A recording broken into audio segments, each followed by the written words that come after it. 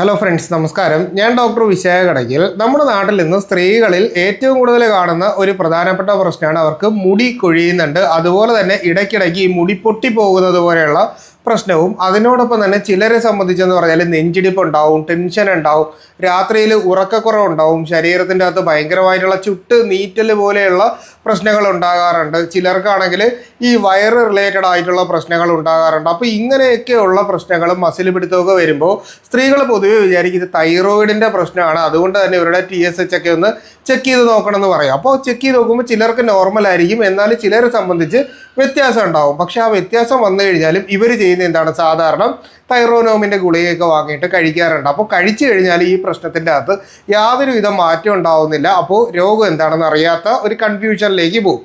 അപ്പോൾ ഇവിടെ നമ്മുടെ അയൺ കണ്ടന്റ്, അതായത് ഹീമോഗ്ലോബിൻ നിങ്ങൾ തീർച്ചയായിട്ടും ചെക്ക് ചെയ്ത് നോക്കുക.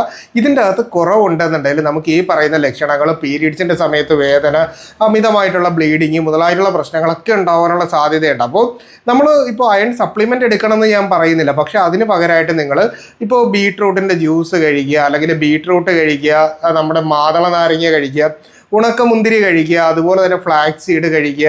അപ്പോൾ ഇത്തരത്തിൽ നമുക്ക് ആഹാരത്തിൻ്റെ അകത്ത് കൊണ്ടുവരാൻ പറ്റും. ഇപ്പോൾ റെഡ് മീറ്റ് കഴിക്കുന്നതും കരളടങ്ങിയിട്ടുള്ള ആഹാരങ്ങൾ കഴിക്കുന്നതൊക്കെ നമുക്ക് ഈ സമയത്ത് ഇത്തരത്തിലുള്ള പ്രശ്നങ്ങൾ കുറയ്ക്കാനും നല്ല രീതിയിൽ അയൺ കണ്ടന്റ് കിട്ടാനും ഒക്കെ സഹായിക്കും. അപ്പോൾ നിങ്ങൾ ഈ ഒരു രീതിയിലും കൂടെ ഒന്ന് ആലോചിച്ച് നോക്കണം.